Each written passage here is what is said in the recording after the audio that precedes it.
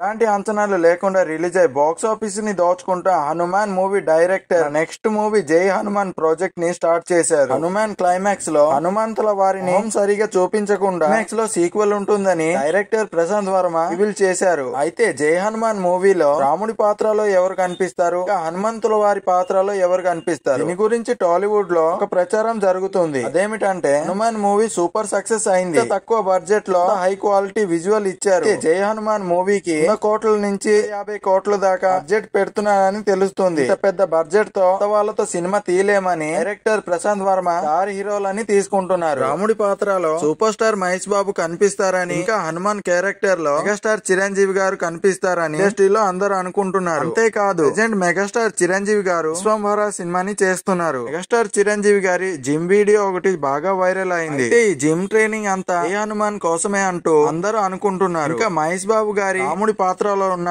ఏ image ఒకటి social మీడియాలో బాగా వైరల్ అయింది. అప్పటి నుంచి ఏ హనుమాన్ సినిమాలో మెగాస్టార్ సూపర్ స్టార్ కలిసి నటిస్తారని ప్రచారం జరుగుతుంది. ఈ వైరల్ అవుతున్న న్యూస్ లో నిజమెంత అనేది డైరెక్టర్ ప్రశాంత్ వర్మే రివీల్ చేయాలి. సో ఫ్రెండ్స్, రాముడు ఇంకా హనుమంతుల వారి క్యారెక్టర్ ఎవరికైతే సూట్ అవుద్దో ప్లీజ్ కామెంట్ చేయండి. నా పేరు పవన్ పూరి, మీరు చూస్తున్న ఫిలిం పాప్కార్న్ తెలుగు.